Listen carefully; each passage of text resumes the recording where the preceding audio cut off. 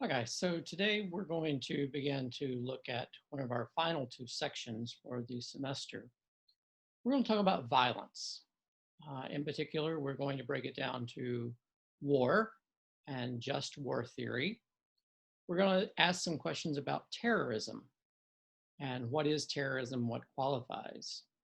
When is terrorism ever justified? We're also going to ask questions about civil disobedience and protest. Finally, let's bring it down to the micro level and talk about bullying and when it is and is it appropriate? Is it ever appropriate, I guess I should say, to bully someone? And what is bullying in today's world? So let's begin with an actual um, definition, if you will. So there is a theory of war um, that was articulated by a medieval philosopher by the name of Augustine. You've heard me talk about him before when it came to issues of um, sex in particular. And I don't think we got into original sin in this, but I did mention it.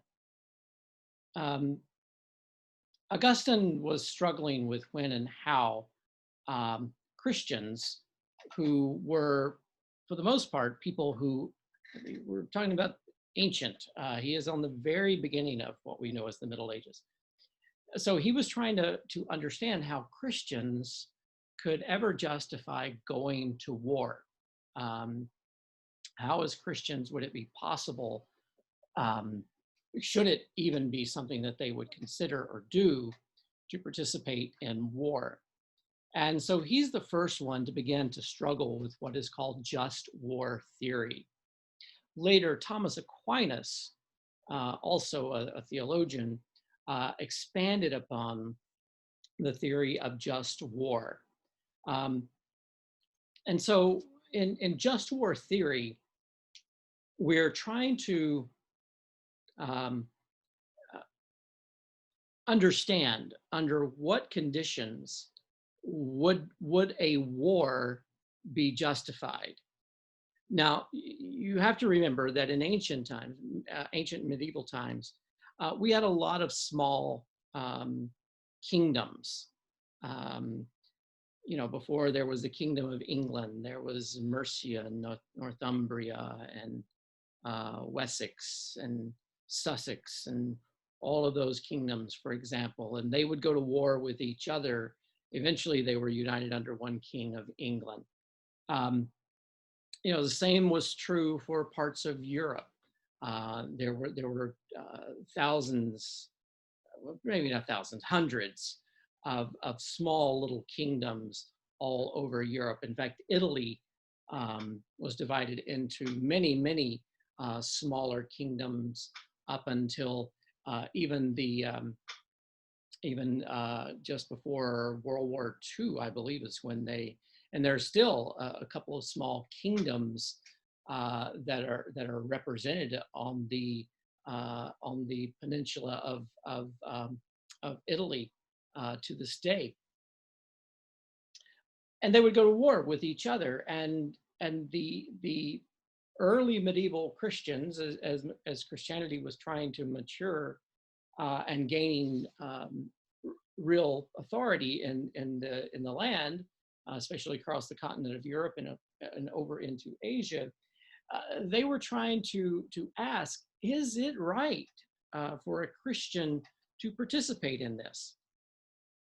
But nowadays we can ask the question more broadly about when it is ever justifiable to participate in violence against another person or against another country.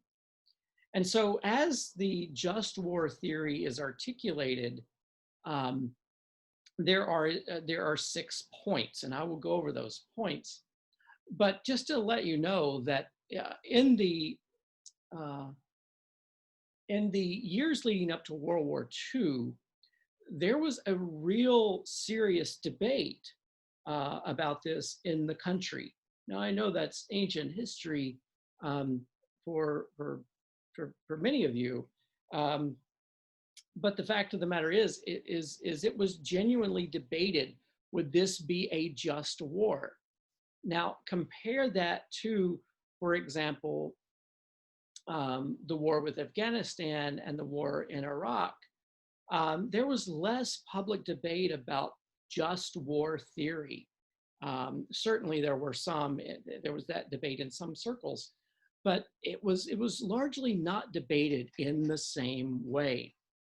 And so what is just war theory? What does it say? What does it mean? Um, so the points of just war theory are this. Um, the cause, number one, the cause must be just. Is there justice in the pursuit of this war? Um, is the war just? Now, if we think about this and we look at our justifications, so for example, in World War II, if we were responding to the attack of Pearl Harbor on the one hand, and on the other, the aggression of the Nazis and the extermination of the Jews, one could easily argue that the war was just. In like manner, if, given that we had rather conclusive proof that there were bad actors in Afghanistan that had perpetrated the war there, then some would argue that it was justified to go to war against that country. Question really would be, is it justified to go to war against the whole country when there were just some bad actors? But the Taliban was harboring the leaders of Al Qaeda. What's interesting there, and so you could ask the question, did we go to war against the actual? Was it necessary to go to war against the actual country, or could we have taken some other action? But what's even more interesting is the fact that the majority of the attackers on September the 11th, even though it was launched from Afghanistan, if you will, the majority of the attackers were Saudi Arabian. And we never contemplated any type of retaliation against the Saudis. But we must ask the question first, is the cause just? Is the cause just? Secondly, the war must be sanctioned by a proper authority.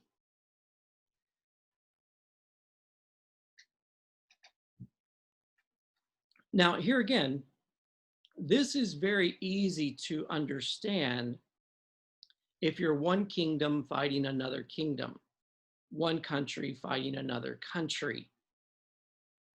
So, for example, the U.S. During during the Revolutionary War, it was the rebels in the U.S.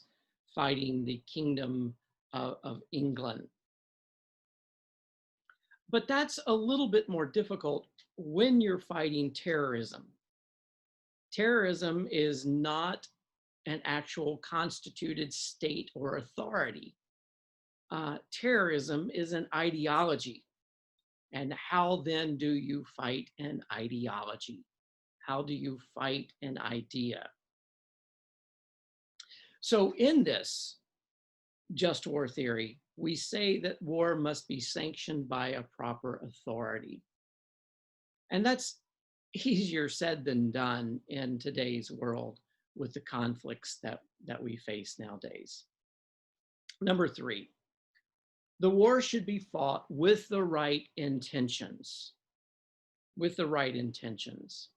That's one of the reasons why the US, when it went to war in Iraq, resisted calls to confiscate the oil fields and say these are ours, because allegedly the war was not fought to gain the resources.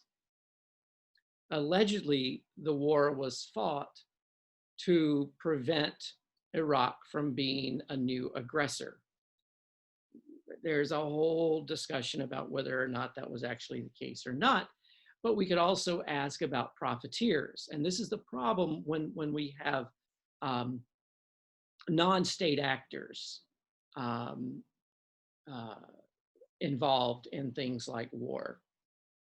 When we do that, when we have them involved, are we changing are we altering our intentions to some degree?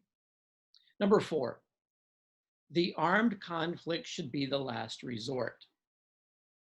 Armed conflict should be the last resort. That means that all efforts at diplomacy, all efforts to blockade, all efforts in every way should be exhausted before going to war. Excuse me just a moment. So the armed conflict should be the last resort. Everything else should be exhausted.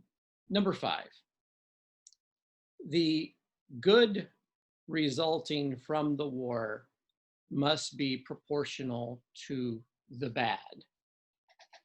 So the cure can't be worse than the disease.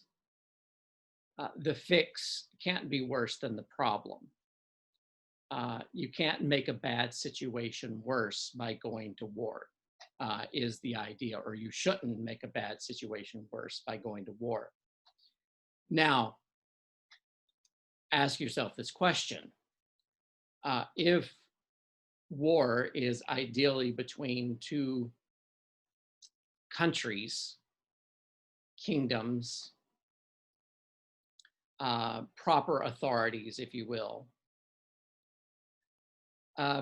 what do we do with civilian casualties and damage to non-governmental housing agencies' property?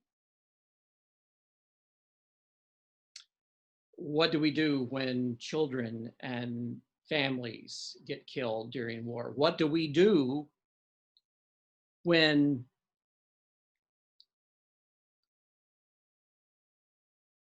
whole cities are left destroyed and the inhabitants of that city, who were in no way armed combatants, are now left with nothing? This is one of the problems of war. I know it's about a decade ago now, I was in Sudan. It was before it was South Sudan, it's now South Sudan. And the number of graves that I saw there and the number of buildings that had been destroyed of civilians, civilian graves, civilian houses. The roads were destroyed so that civilians could not travel on them. It was even difficult to travel via foot, much less to go in any other way. All of that is civilian infrastructure, not government and not military. It might be constructed by the government, but this is what the people use to operate their life, to go about their lives. And so that, that begs the question, the good resulting must be proportional to the bad. Is there more damage done sometimes by going to war? Then again, you think of a situation like World War II, where we know that today that, in retrospect, we understand the extermination of 6 million Jews in addition to all the others. gypsies and homosexuals and mentally ill people and developmentally disabled people. We in retrospect, we didn't understand the extent of everything that was going on when we went to war. We went to war because of the German aggression. We went to war against the Japanese in World War II because of Japanese aggression.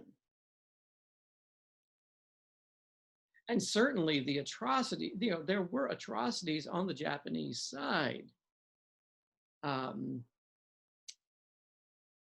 We could talk about the comfort women.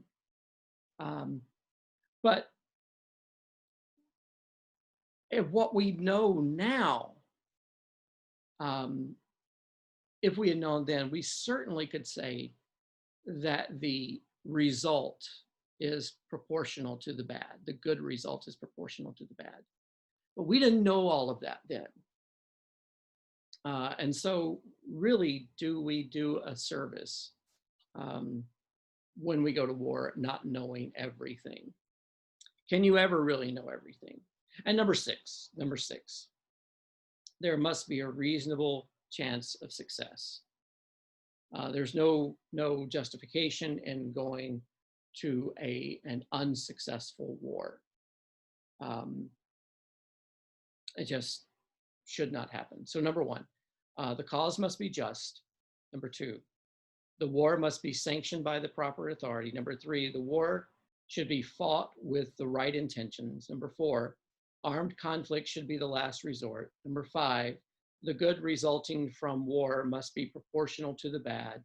And number six, there must be a reasonable chance of success.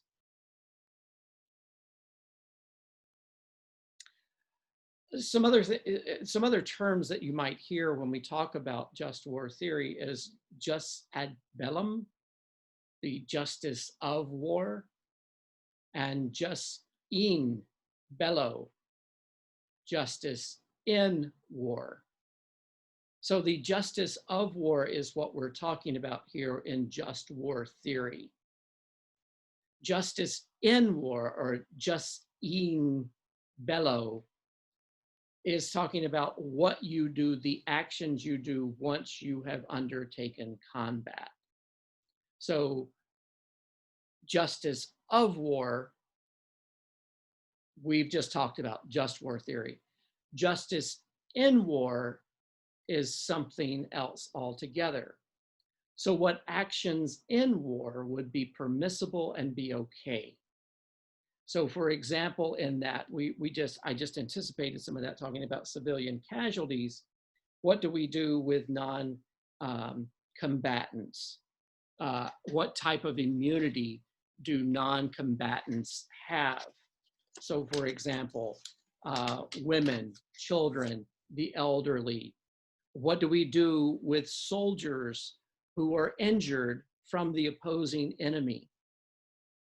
Are they to be exchanged as prisoners, or are we allowed to keep enemy combatants? Now,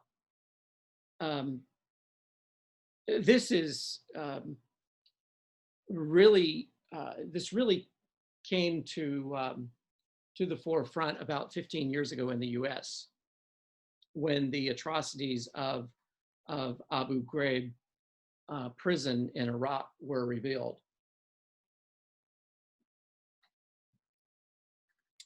At that time, we learned that that American soldiers who were in charge of this prison in Iraq were psychologically, physically, even sexually abusing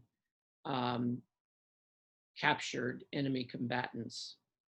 And this was there was a huge outcry about this because there was a lot of people who didn't believe that we should go to war in the first place.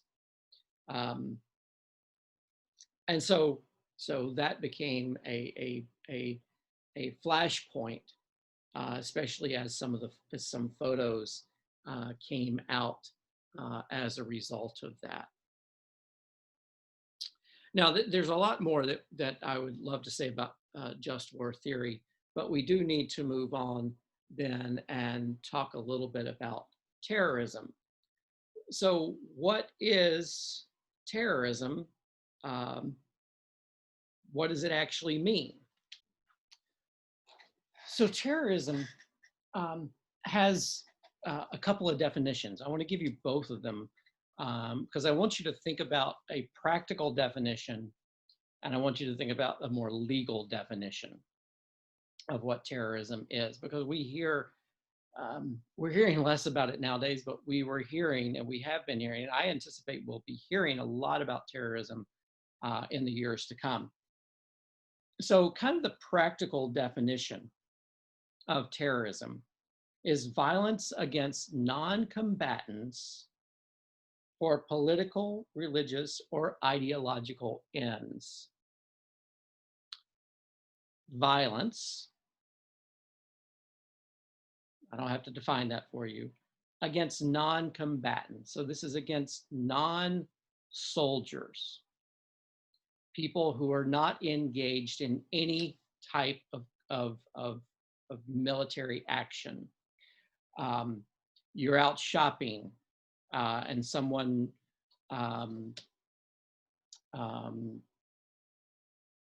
drives their car into the crowd.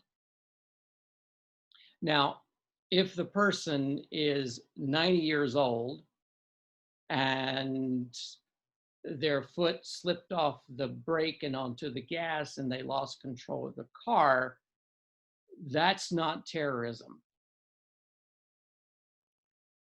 However, if you're in a crowd of people and someone runs the car into that crowd and their motive is political, religious, or ideological, then that is terrorism.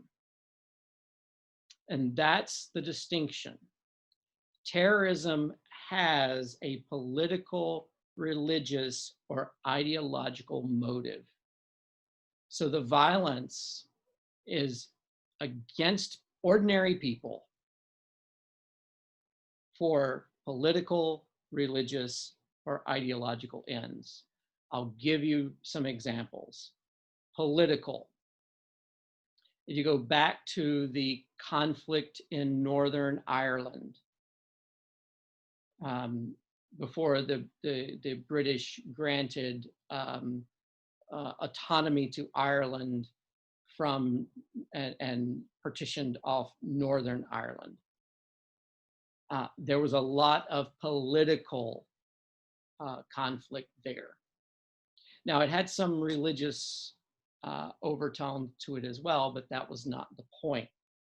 Then there is religious. Some would argue what happened on September 11th was because of religion. My Muslim friends would say, no, it was entirely political. But we have seen it, some of what we see in the Middle East between the Palestinians and Israel. Yes, it is political, but also some of it is religious.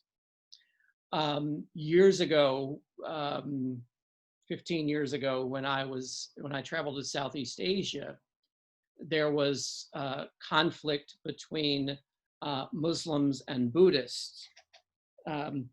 And so a lot of the Buddhists were attacking the Muslims. And that is pure religious terrorism. And then ideological. If you think back just a few years ago, 3 or 4 years ago, the protest that was in Charlottesville, on the one side, you had people supporting keeping the statue in Charlottesville. On the other side, you had those who wanted the statue removed. And if you remember the guy who drove the car into the crowd that Saturday in September of 2017, I think it was, and killed Heather Heyer. He did that because of an ideology, pure and simple.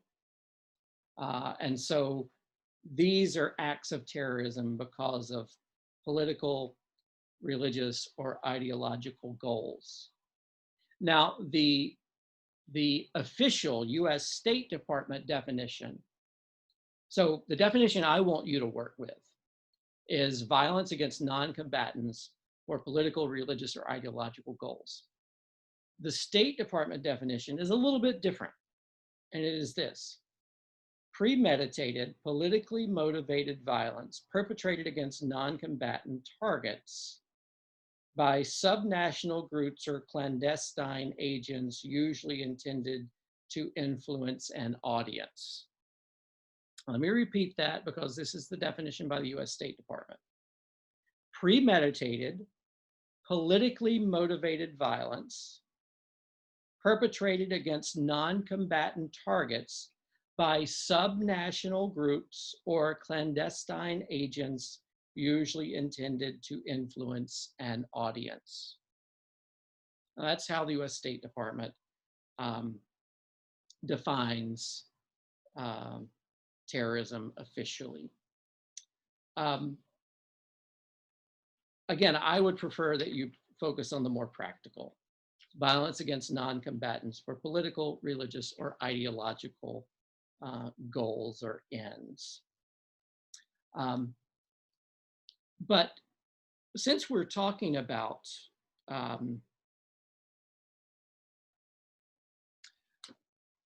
since I mentioned the protest in Charlottesville a few years ago, let's talk about civil disobedience protests. You might have participated in some of the Black Lives Matters marches this summer that really were going on across the country. So what is the difference between civil disobedience versus terrorism? Historically, civil disobedience had as its cornerstone nonviolence. And that nonviolence was against people or property. Against people or property. It was an act of violating laws in such a way that no one would be harmed. So sit-ins, minor infractions of rules. The best example of this is the civil rights workers who sat at segregated lunch counters. Rosa Parks sitting at the front of the bus. Gandhi, one of the best acts of civil disobedience is Gandhi making homespun cloth and marching to the sea to make salt. Salt was only to be made by the Brits because it was to be taxed. And when Gandhi went and made salt, that was an act of civil disobedience. But Gandhi and Martin Luther King and Rosa Parks and those who sat at lunch counters physically harmed no one, and they harmed no property. They themselves were harmed, often during that. But they harmed no one and they harmed no property. So typically, that is the difference. Civil disobedience, generally, it violates unjust laws, but it does it in non-violent ways.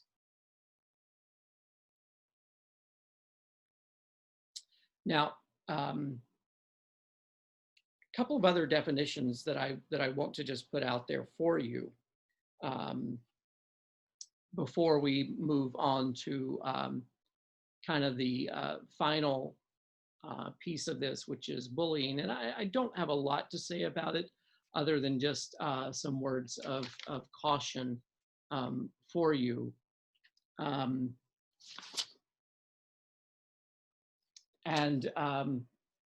So one term that you might want to be aware of is pacifism, or a pacifist.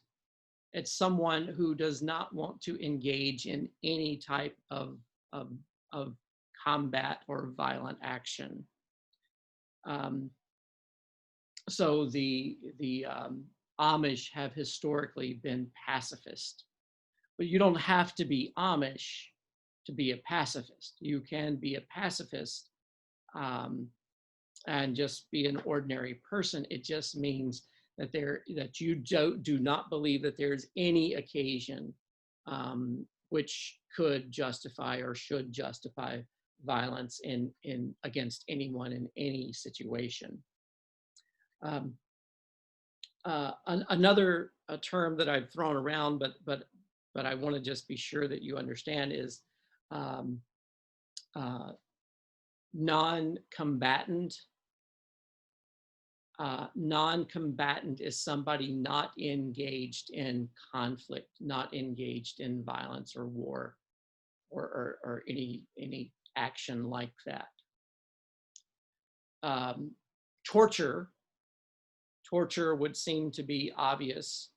It is to exert force onto someone, to inflict severe pain or suffering on people, to punish or intimidate them or extract information. Now, this severe pain or suffering does not have to be physical. It can be emotional and psychological. So to threaten someone's family, or to deprive someone of sleep, or to degrade someone in some way, that can be considered torture. Along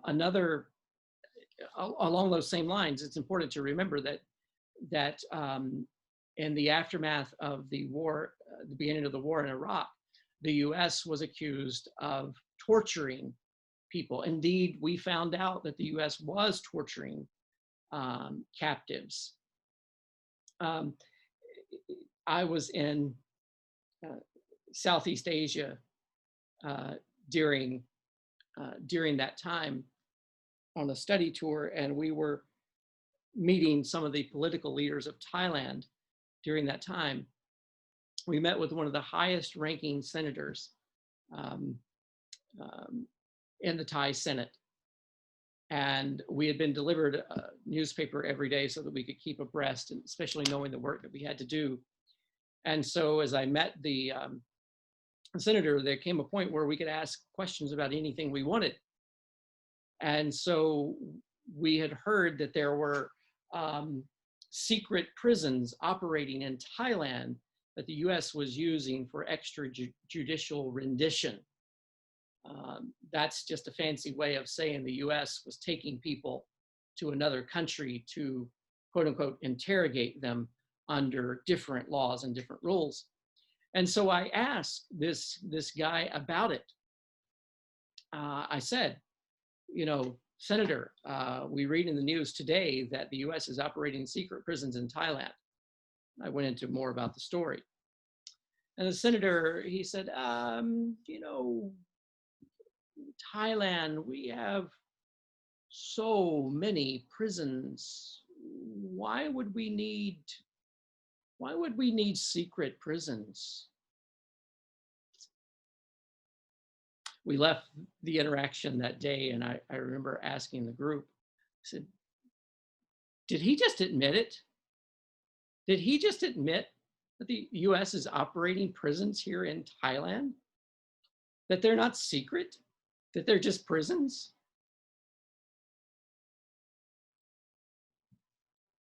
Indeed, within a day or two, we actually were taken to a detention center, and we saw the conditions of some of the people there. Uh, and it was deplorable. It really was. Um, so these are non-combatants. You also might hear the term non-state actors. So non-combatants should not be confused with non-state actors.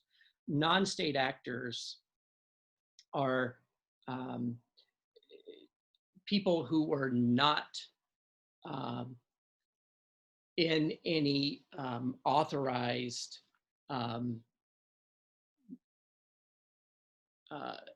military.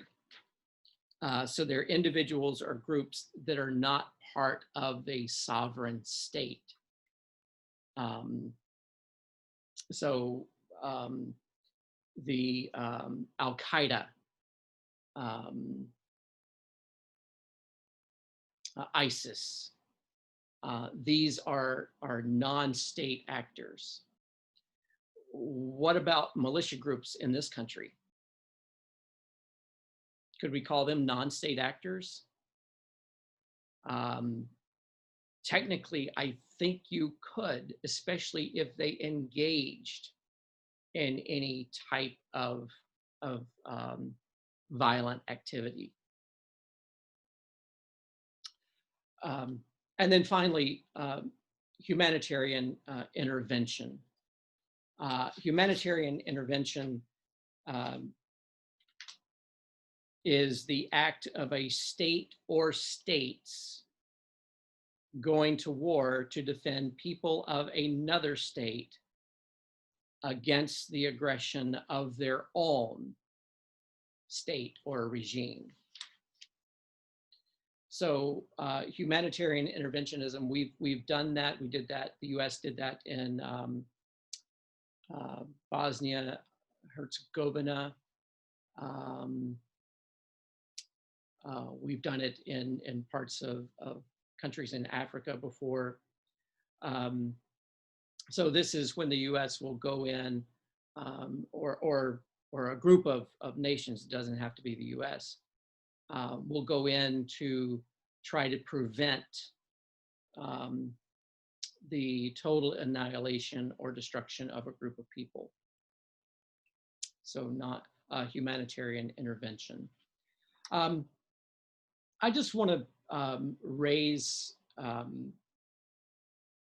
just the issue of bullying, just because we're talking about violence. You know what? Let me say another word. Let me say a word about something else, and that's a word that you might not hear, and it's called jingoism. Jingoism, jingoism, or jingoistic. This is extreme patriotism or blind patriotism, excessive nationalism, designed to damage or hurt other countries.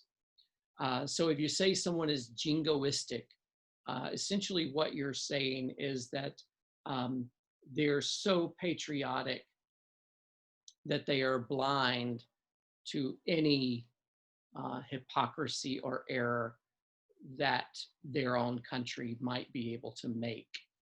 And so that's a term that you might hear.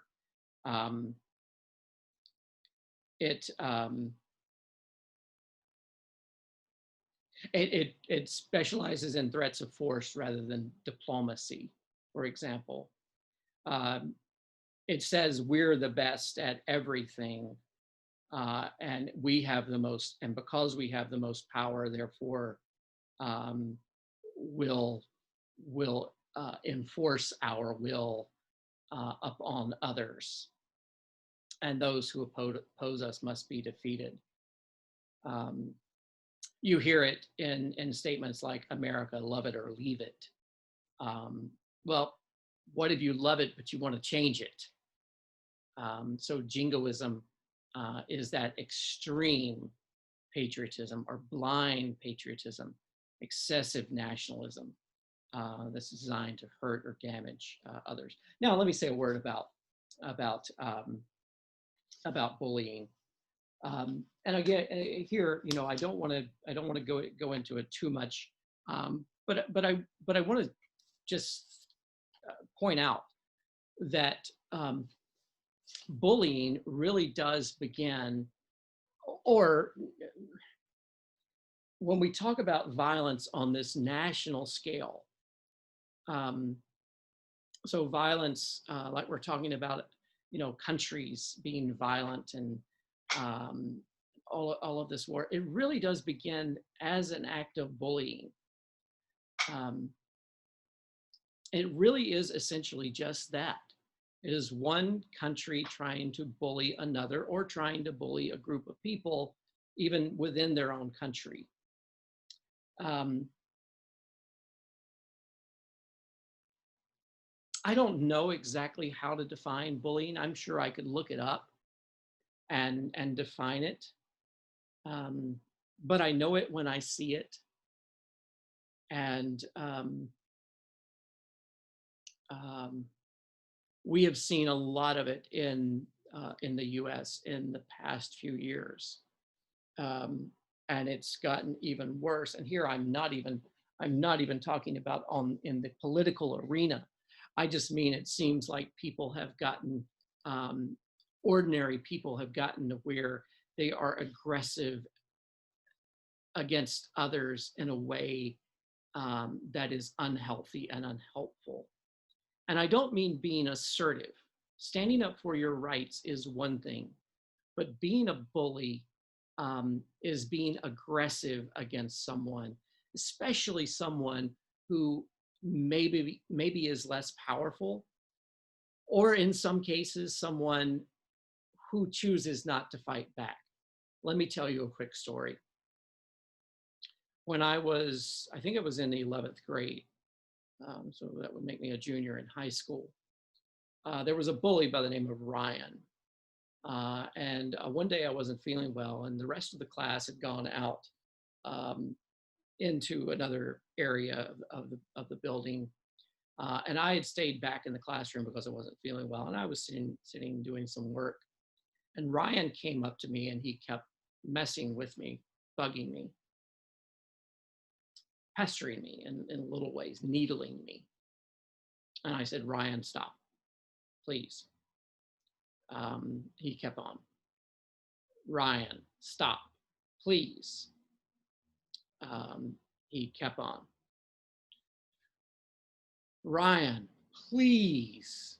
I don't feel well. The teacher even spoke up and told him, Ryan, stop.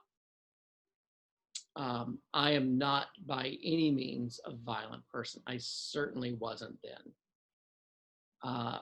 But Ryan kept on, and before I knew it, I had backhanded Ryan in the face.